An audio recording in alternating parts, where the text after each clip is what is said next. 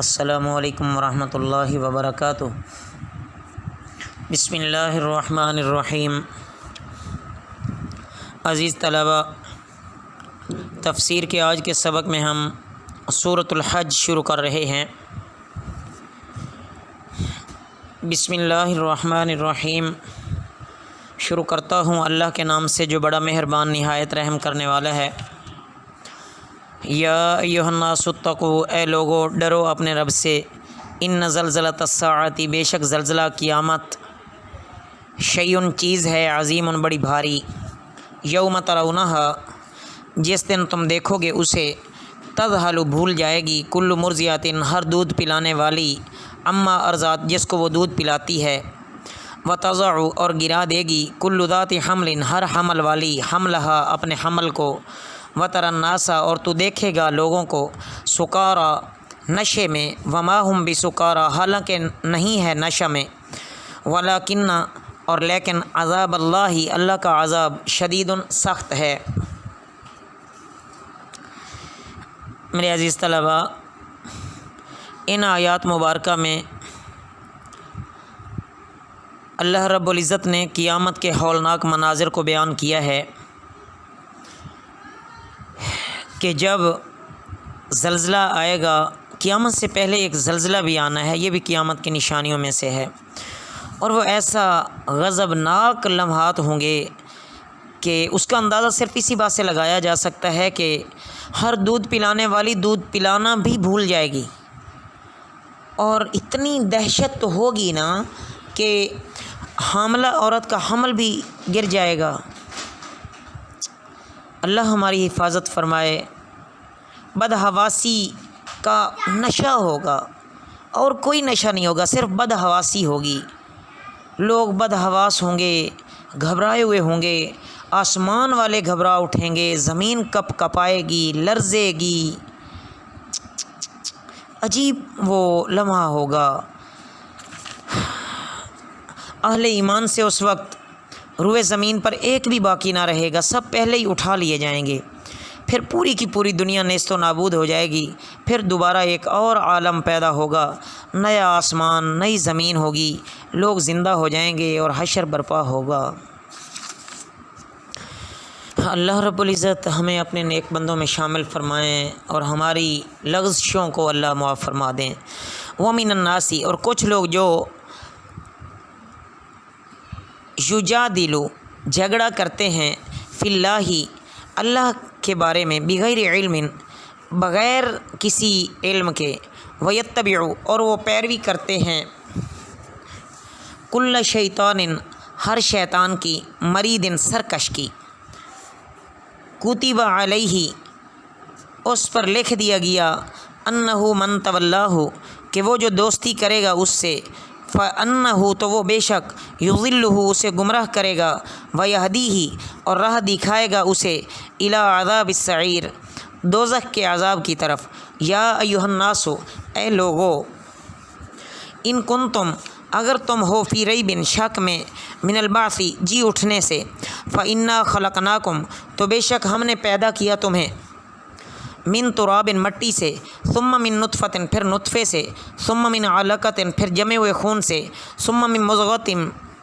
پھر گوشت کی بوٹی سے، مخلقۃ، صورت بنی ہوئی، وغیر مخلقۃ، اور بغیر صورت بنی،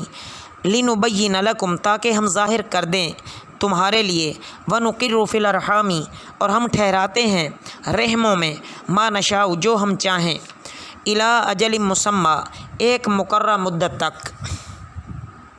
ثم نخرجکم، پھر ہم نکالتے ہیں تمہیں، طفلا، بچے کی صورت میں، ثم لتبلغوا، پھر تاکہ تم پہنچو، اشدکم، اپنی جوانی کو، ومنکم، اور تم میں سے، من یتوفی، کوئی فوت ہو جاتا ہے، ومنکم، اور تم میں سے، من یرد، کوئی پہنچتا ہے، الی ارذل العمر، نکمی عمر تک، لکی لا یعلم، تاکہ وہ نہ جانے، من بعد علم شیئا، کچھ جاننے کے باوجود بھی۔ عزیز طلباء، ان آیات میں بتلایا جا رہا ہے کہ اللہ تعالیٰ جن باتوں کی خبر اپنے رسول صلی اللہ علیہ وسلم کو اپنی کتاب کے ذریعے دیتے ہیں، ان میں یہ کفار اور مشرکین جھگڑتے ہیں،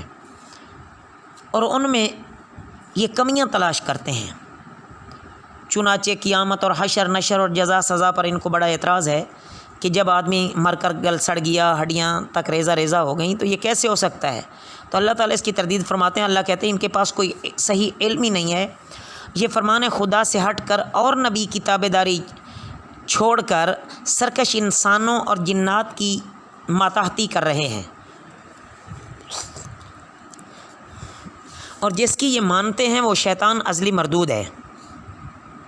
جو اپنی تقلید کرنے والوں کو بہکاتا رہتا ہے اور آخر کار عذاب جہنم میں پھنسا ہی دیتا ہے۔ اللہ بس اتنا ہی فرما کر ان کو سمجھا دینا چاہتے ہیں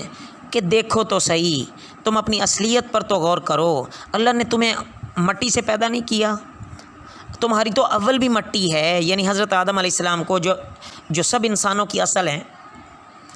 پھر کیسی اللہ نے تمہاری تخلیق کی، تمہاری کیسے تشکیل فرمائی۔ نطفے کو جو پانی کا ایک قطرہ ہے جس سے نفرت کی جاتی ہے، جمع ہوا خون بنا دیتے ہیں، پھر خون سے گوشت کا لوتھڑا، پھر لوتھڑے سے جسم کا انسانی ڈھانچہ، جس میں انسانی کا ڈھانچہ بن گیا، اعضاء، ہاتھ پاؤں، آنکھ، کان، ناک اللہ نے بنا دیے۔ کیا ہم اور آپ نے سفارش تھوڑی کی تھی؟ ایسا ہرگز نہیں ہے، یہ محض اللہ کا فضل ہے، اللہ کا احسان ہے۔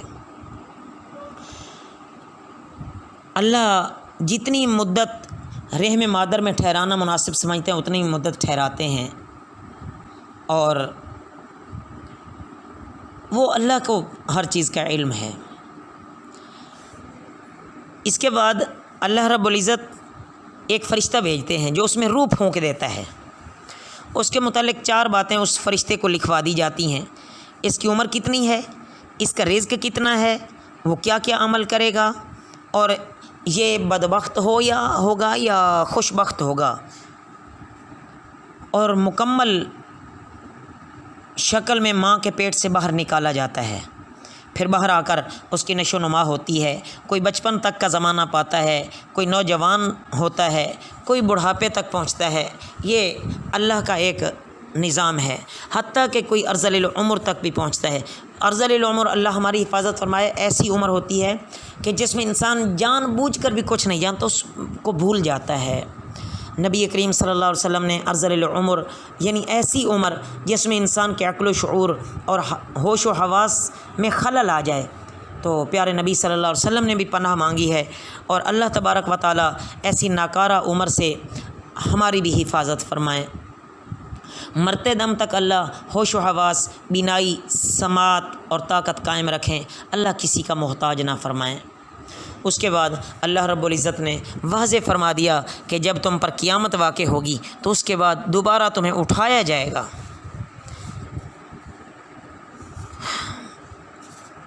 وتر الارض، اور تو دیکھتا ہے زمین کو، حامدتاً خشک پڑی ہوئی، فاذا انزلنا، پھر جب ہم نے نازل کیا، اتارا، علیہ الماء، اس پر پانی، اہتزت، وہ تر و تازہ ہو گئی، علیہ الماء اہتزت، وہ تر و تازہ ہو گئی، وربت، اور ابھر آئی، وانبتت، اور اگا لائی، من کل زوج بہیج، ہر جوڑے سے رونق دار۔ یہ بِأَنَّ اللَّهَ، اس لیے کہ اللہ هو الحق، وہی برحق ہے، وَأَنَّهُ، اور یہ کہ وہ یحیی الموتى، زندہ کرتا ہے مردوں کو، وَأَنَّهُ، اور یہ کہ وہ علی کل شیء قدیر، ہر شے پر قادر ہے، وَأَنَّ السَّاعَةَ، اور یہ کہ قیامت آتیۃ، آنے والی ہے، لا ریب فیہا، اس کے آنے میں کوئی شک نہیں ہے، وَأَنَّ اللَّهَ، اور یہ کہ اللہ تعالیٰ یبعث من فی القبور، اٹھائے گا جو قبروں میں ہیں، وَمِنَ النَّاسِ، اور لوگوں میں سے، من یجادل، جو جھگڑتا ہے، فی اللہ، اللہ کے بارے میں، بغیر علم، بغیر کسی علم کے، ولا ہدن، اور بغیر کسی دلیل کے، ولا کتاب منیر، اور بغیر کسی کتاب روشن کے، ثانی عطفہ، موڑے ہوئے اپنی گردن کو، لیضل، تاکہ گمراہ کرے، عن سبیل اللہ، اللہ کے راستے سے، لہو فی الدنیا، اس کے لیے دنیا میں، خزی، رسوائی، ونذیقہ، اور ہم اسے چکھائیں گے، یوم القیامت، قیامت کے دن، عذاب الحریق، جلتی آگ کا عذاب، ذالک بما قدمت، یہ اس سبب ہے جو آگے بھیجا، یدا کا تیرے ہاتھ نے، وان اللہ لیس بظلام للعبید، اور یہ کہ اللہ نہیں ظلم کرنے والا اپنے بندوں پر۔ میرے عزیز طلبہ، ان آیات مبارکہ میں اللہ رب العزت دلائل ہی دلائل بیان فرما رہا ہے. کاش کہ کوئی ان کو سمجھے تو صحیح، کوئی قرآن سے پوچھے تو صحیح، کوئی قرآن کو کھولے تو صحیح، کوئی قرآن کو پڑھے تو صحیح. قرآن کیسے کھول کھول کر ہر چیز کو بیان کر رہا ہے. اللہ رب العزت فرماتے ہیں کہ انسان صرف اپنے قدموں کے نیچے دیکھے کہ کیسی خشک اور چٹیل میدان پڑا تھا، خشک زمین تھی، اللہ نے بادل سے پانی برسایا، رحمت کی بارش برسی، بے جان مٹی میں اللہ نے جان ڈالی، خشک زمین سرسبز ہو کر لہلہانے لگتی ہے، سبزہ بڑھ جاتا ہے، قسم قسم کے خوش منظر اور تر و تازگی مہیا کرنے والے پودے اگتے ہیں. اللہ کی اس قدرت کاملہ کو اکثر انسان دیکھتے ہیں. تو مردہ اور خشک زمین جب بارش کے پانی سے زندہ ہو کر لہلہانے لگتی ہے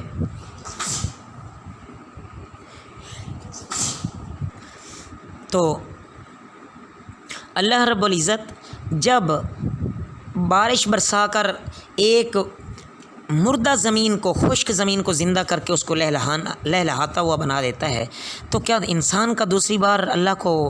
مشکل ہے کہ انسان کو اللہ پیدا کرے؟ لیکن